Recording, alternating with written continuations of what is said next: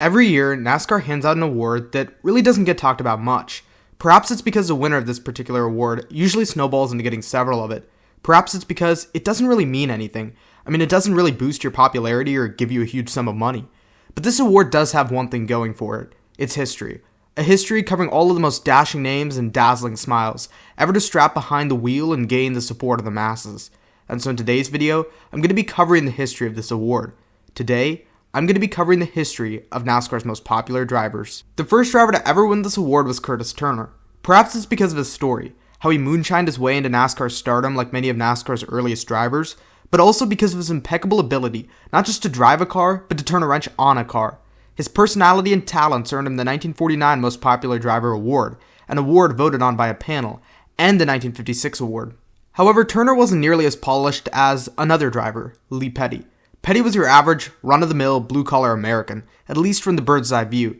On the track, he was an absolute menace. He made his living on NASCAR, arguably the first to make it something of a career, and spent his fortunes modestly, even as the trophies filled the case.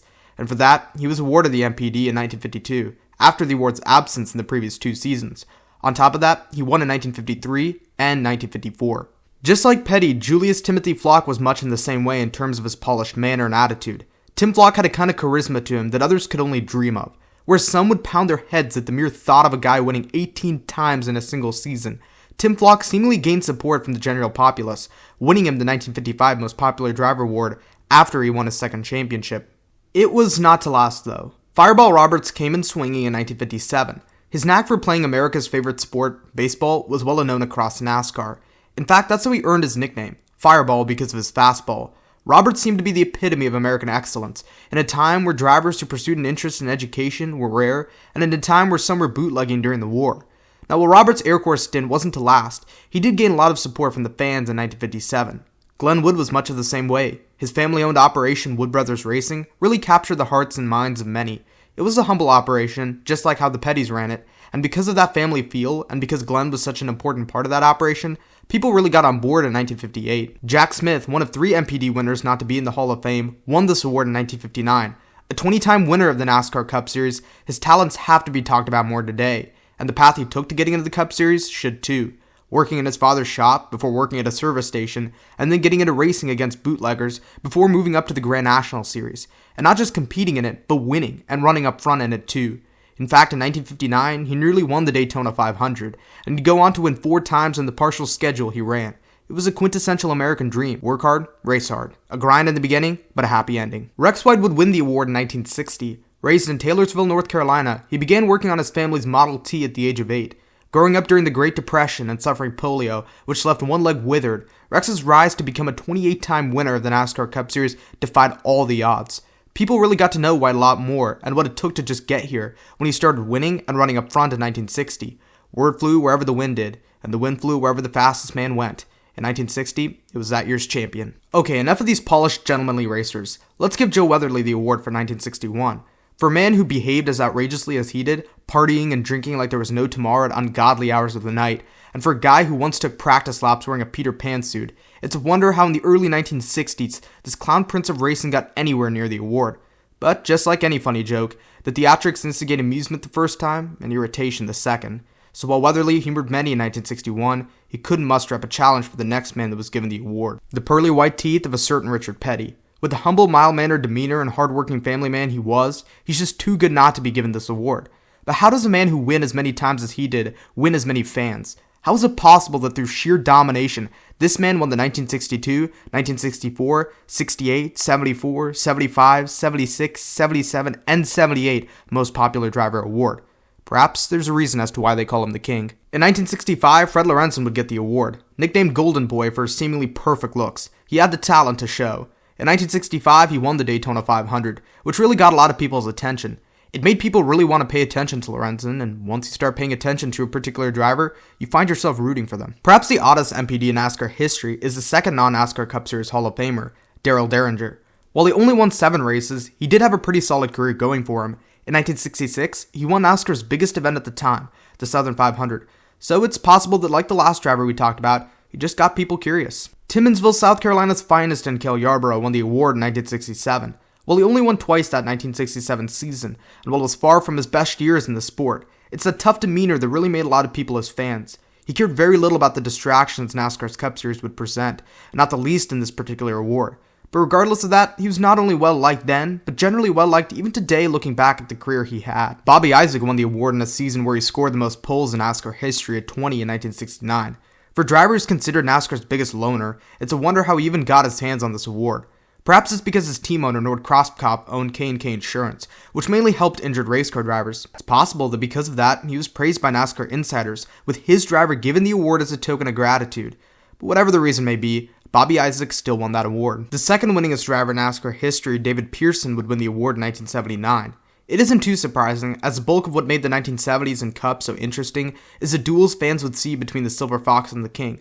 Pearson likely came close to this award the numerous times Petty won it, so it was only inevitable he'd wind up with this honor at some point. From 1971 to 1973 and 1980 to 1983, we'd see Bobby Allison win the Most Popular Driver award. An 84 or 86-time winner depending on who you ask, and a 3-time Daytona 500 winner, as well as a 1983 NASCAR Cup Series champion, Allison gave everyone around him a run for their money, with usually very little for himself to spare. A founder of the Alabama gang, it's no wonder why Allison was so popular for all those years. He was never the top driver usually, but always gave the ones that were a go for their trophies. And that aspect of being a perennial championship contender, even to this day, is quite popular amongst many fans. Now, by this point in the video, an inquiry has been planted and grown in your mind. Who is the most popular driver in NASCAR history? Well, say hello to Dawsonville, Georgia's hero, 1988 NASCAR Winston Cup champion, 2-time Daytona 500 winner, 3-time Southern 500 winner, and the man credited for the fastest lap in NASCAR history, $1 Million Bill Elliott. There are several reasons why Bill was so popular with the fans from 1984 to 1988, 1991 to 2000, and 2002. Firstly, a lot of Richard Petty fans really started to root for Bill when Richard was winding down his career. He had the same mild-mannered and humble spirit as Richard, with more than enough talent to show for it. During his time as the most popular driver, he raced in Dale Earnhardt's peak.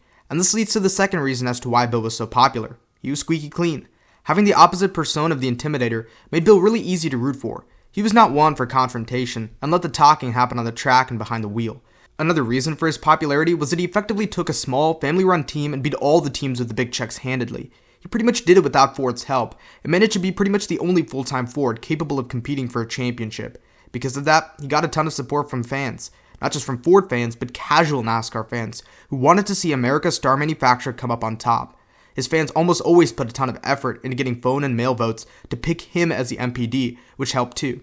And hey, by the time you got 4 or 5 of these, you're already considered Mr. Popular, so all the other times, things just kind of snowball into your favor. Well, most of the time. Darrell Waltrip was always pretty close to Bill's award, and actually beat him twice in 1989 and 1990. For a man who ran his mouth almost as fast as his car could run, you might scratch your head at the idea of Darrell winning this award. But while he was absolutely unleashed on the Cup grid, he was a jovial, happy-go-lucky kind of guy off the racetrack. He gave you all the reasons to hate him on the grid, but plenty more to go back on your word off the circuit. You can think of him like Joey Logano in that respect, ruthless to the core on the track, and infuriatingly successful. But off the racetrack, he's a pretty genuine guy. Both of them share one thing in common though. You like the fact you hate the guy on the racetrack, and you hate the fact you like the guy off it. In 2001, we'd see the most popular driver award given to Dale Earnhardt posthumously. During his heyday, the man was booed mercilessly, even at his home track. He wore the black hat and wore it with pride. But after his death in 2001, many recognized the hole the Intimidator would leave behind in the world of NASCAR. And while in his time many would shower him with hate, he's looked back on with sentimental fondness. So, in a lot of ways, I do think this 2001 award is deserved, even if the 7-time champion and 76-time winner never got a seat himself. Who did? None other than his son, Dale Earnhardt Jr., who'd received the award from 2003 to 2017.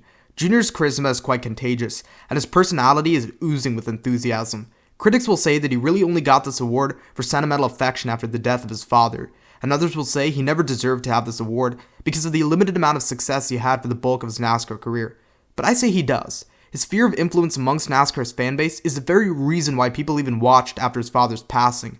What he's done inside NASCAR and outside of it won't be talked about much, but at the very least, it should be praised. And while he didn't post the most jaw-dropping numbers, he won and lost with grace, and because of his long winless streak and few wins throughout his time at Hendrick, it made his wins all the more popular. Seeing him win once was something that you weren't going to see again, so you enjoyed it. And many enjoyed Earnhardt racing on the grid. Even those that tried their absolute hardest to root against him found themselves without many reasons to dislike him, and very, very few drivers have that kind of an aura that magnetates everybody to them.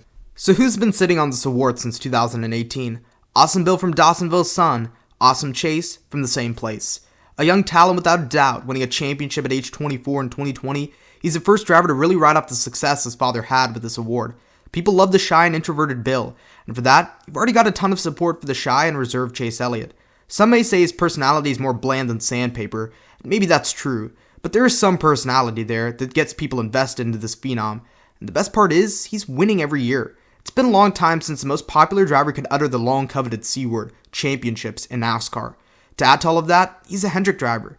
After Earnhardt Jr. retired, a lot of his fans just sort of migrated to Chase, and because of that, Elliott has gotten several of these awards, and likely will get several more for the years to come. However, this year, there are 9 other drivers who look to pull off the upset. Christopher Bell has a legion of dirt racing fans on his side. With a very successful 2022 campaign, it's really got a lot of people interested in terms of what's in store for Bell's future.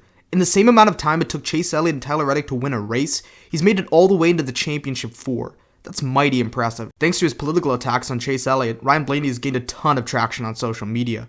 On top of that, he's a very energetic, extroverted, out-of-the-box kind of guy. With as much talent and this wildcard personality he boasts, it wouldn't be too particularly shocking to see him win the award at least once.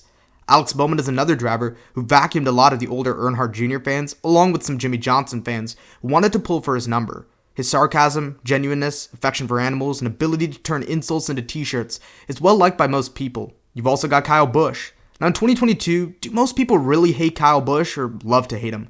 Yeah, his old demeanor is wearing the black hat and being the villain, but with him not winning much in the last couple of years and really coming out to be an authentic kind of guy, it's hard to hate him.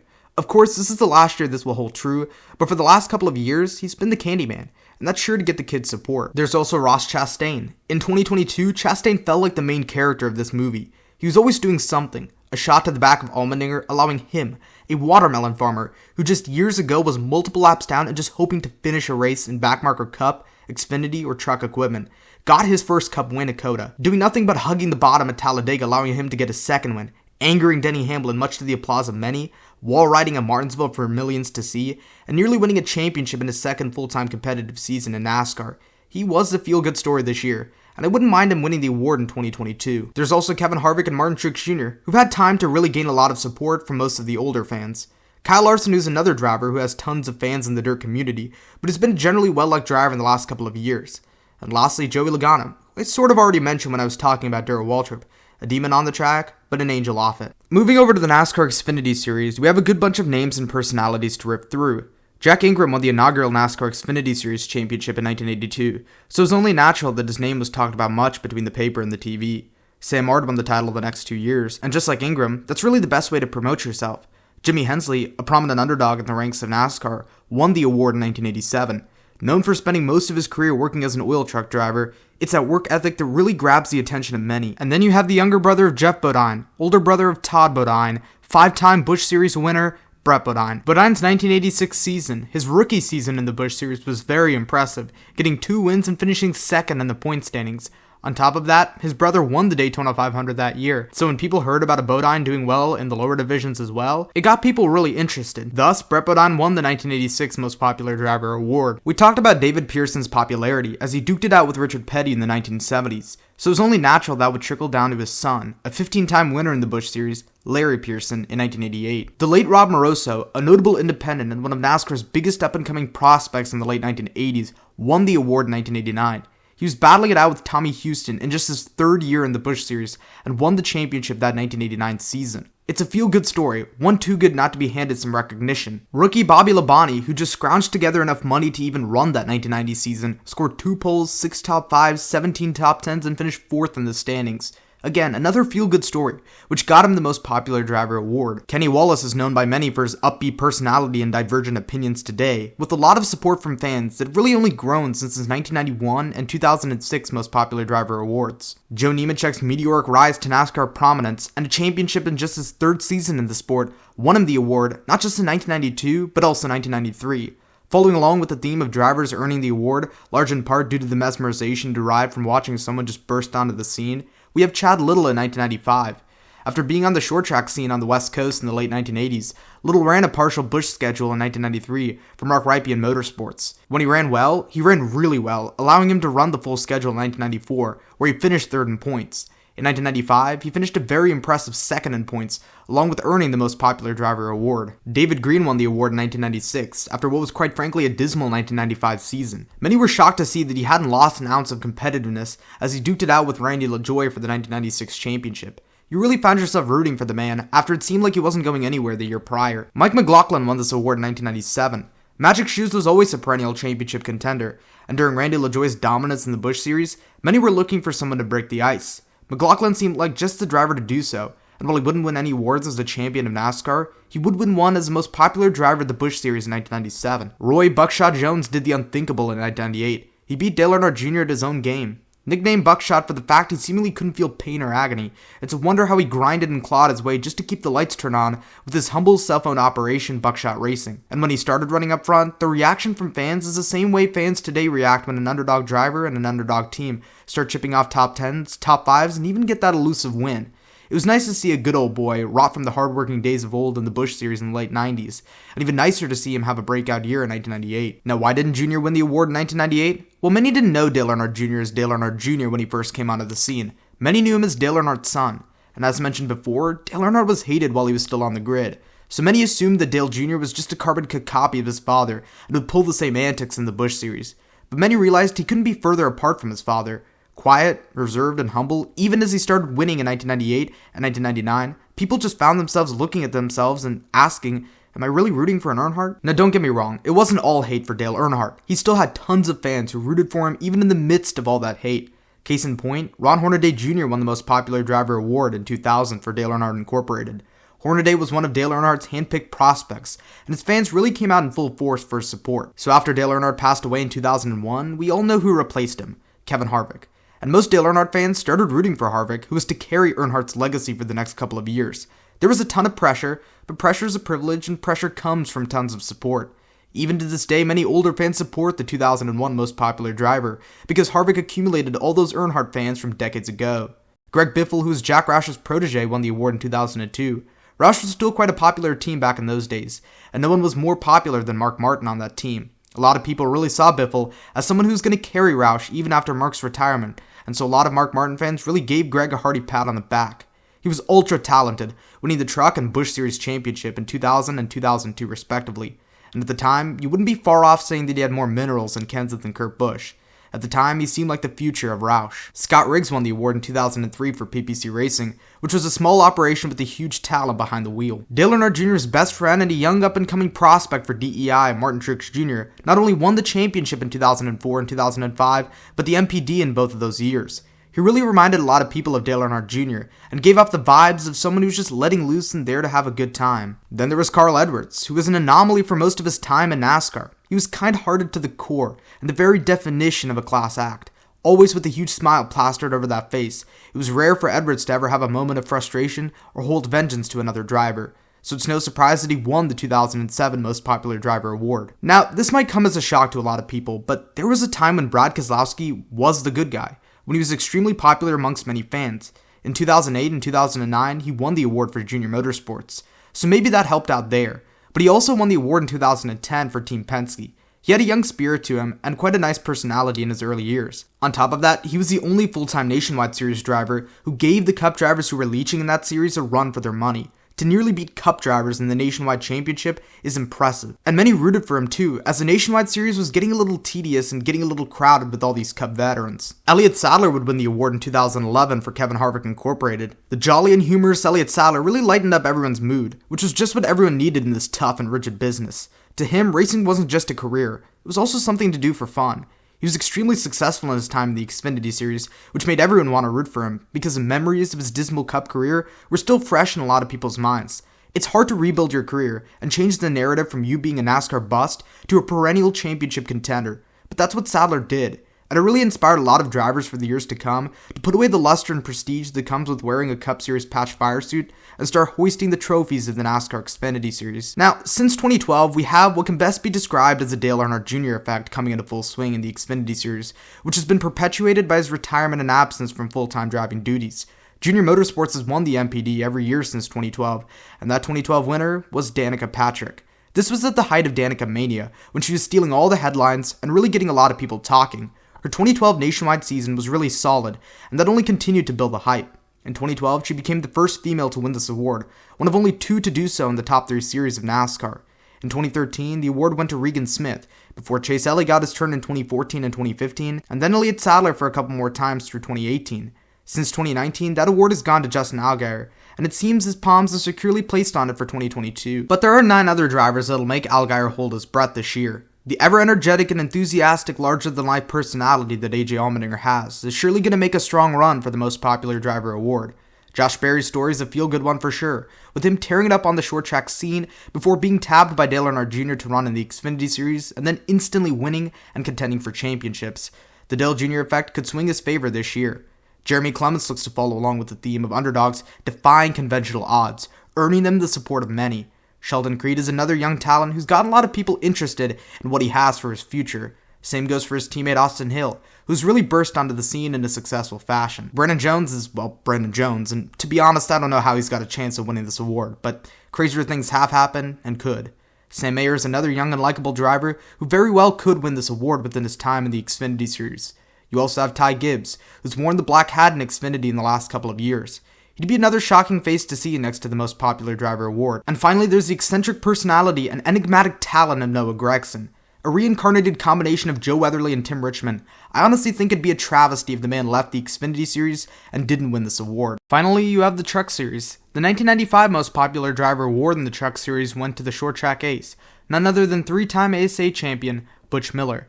Miller had spent the last few seasons up until 1995 growing a fan base on the grassroots level, and all of those passionate short track fans migrated to the Truck Series with them. Jimmy Hensley had the golden touch in terms of popularity, as he not only won 2 in the Busch Series, but 1 in the Truck Series in 1996. Ron Hornaday Jr., a hand-picked prodigy of Dale Earnhardt, started tearing it up and dominating in the Truck Series, much to the awe and wonder of those around him, and much to the awe of many. In 1997, he was the most popular driver. And then in 2005, when he made his return to the Truck Series with Kevin Harvick Incorporated and picked up right where he left off. A hard charger against his competition, he was also cherished by many fans for years. With 36 victories and 39 poles in 7 years of late model racing in Virginia, the 1998 NASCAR Truck Series rookie, Stacey Compton, got quite the applause from many. The talent he boasted was one you could spot from a mile away, and watching him race on the circuit was definitely a fun ordeal. He had that short track spirit that really hooks a lot of people to their local heroes. A notable contender in NASCAR Sportsman division, the All-American Dennis Setzer won the award in 1999. While Setzer only ran a partial schedule in the trucks in 1998, he got a win which allowed him to race full-time the following year. And in his first full-time year in the trucks, he impressed, scoring 3 wins and finishing 3rd in the standings. The skill was evidently there. On top of that, he ran several races for the NASCAR Cup Series' most popular driver, Bill Elliott, in the Winston Cup Series, which only fueled his popularity. I talked about Greg Biffle being looked at as the future of Roush, and how the many Roush fans got behind Biffle for his 2002 MPD award in the Busch Series, but they also got behind him for the trucks in 2000. In 2001, Joe Rutten won the award. The old bird with his rusty wings gave him a huge flap in 1995, and showed everyone that there was a talent in the driver dating all the way back to 1963. The fact that a 57-year-old in NASCAR was running up front and had sufficiently rebuilt his career at an age where most were retiring had to have gotten a lot of people's attention. Now, going back to young phenoms getting the majority of the fan base on their side, we have David Starr, who in his first full-time year in the trucks finished 5th in the standings and won the Most Popular Driver award. Brendan Gaughan, known across NASCAR for his sanguine and buoyancy, had been a fan favorite for years in the Cup Series, and this was especially true in 2003.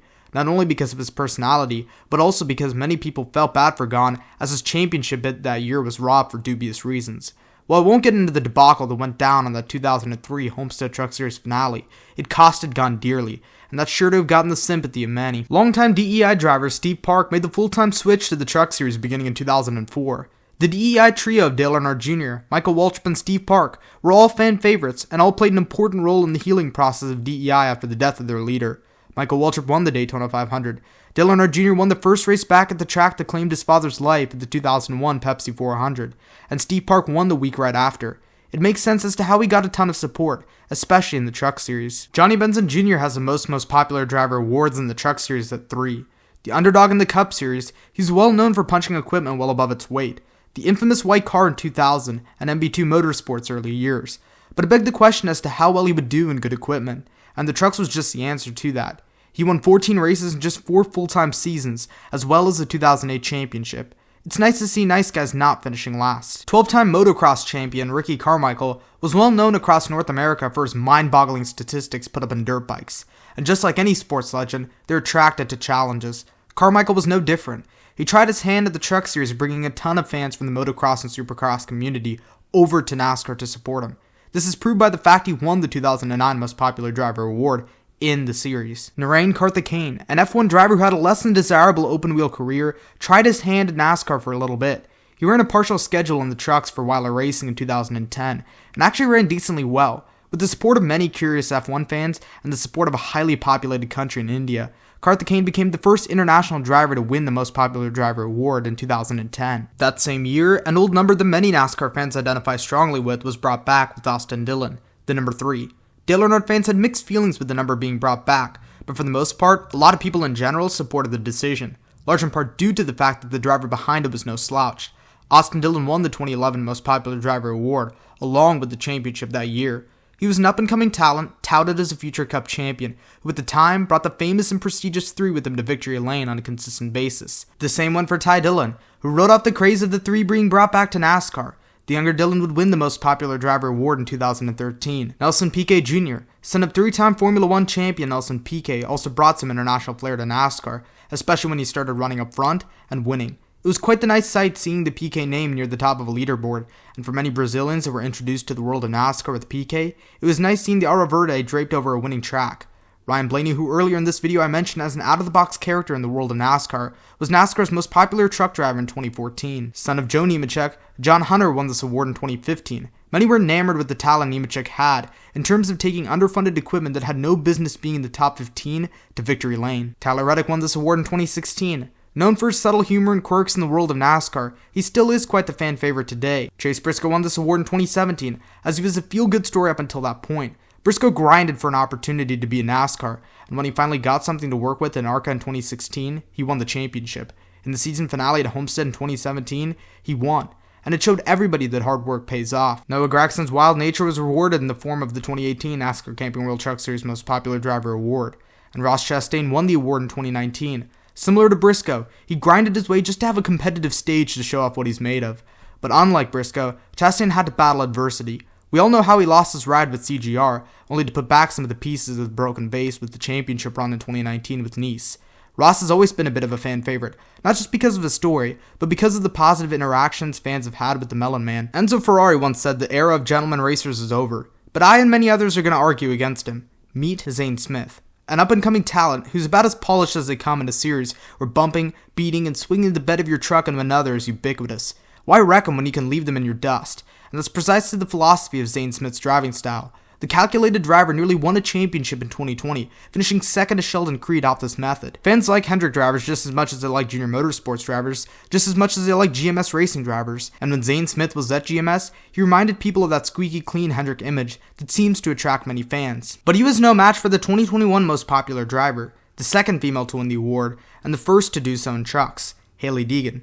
Deegan Mania was a mountain of energy with a peak higher than Mount Everest in 2021, and while the train has slowed down a bit now, then it seemed like one that wasn't going to stop. While Hailie Deegan's 2021 season wasn't one that complemented her talents, there was an air of optimism in terms of what her 2022 season would bring. On top of that, Hailie's an absolute ace at the utilization of social media and the displaying of personality. All of this culminated into her winning that award last year, and she's one of 10 drivers who have a shot this year. The old veteran Matt Crafton has the support of many longtime watchers of the Truck Series, and that's a hard demographic to grab. A driver is still well liked in a lot of ways, and a driver who finally got that elusive win this year, Matt DiBenedetto, also has a shot at the award. He won the fan vote for the All-Star race in 2021, so getting the people on his side should be a piece of Rackley roofing. Stuart Friesen has always been a man of the people, and with him finally getting back to victory lane this year, it's really reinvigorated a lot of support for him. On top of that, he's got the support of a very good-sized chunk of the NASCAR fanbase, the many Canadian fans who want to see Friesen become the third international driver to win the award. I mentioned John Hunter Nemechek earlier, who looks to get his second MPD award along with Zane Smith, who's vying for the same thing. And then there's the young Carson Hocevar, who's quite popular amongst many newer NASCAR fans for his personality and the many hat tricks he pulls off on and off the racetrack. There's Chandler Smith, who while aggressive on the track, he holds a down-to-earth attitude off it. Ty Majeski, who's rebuilt his career from a driver who's riding around in the back and taking any opportunity he could to now a championship contender in the Truck Series. And finally Ben Rhodes, who's always had a beam of light emitted from his personality. The bubbly driver's always had a ton of support from many for his victories collected over the years and being the silent assassin, and that's been further fueled by his infamous victory lane presser at the end of last year.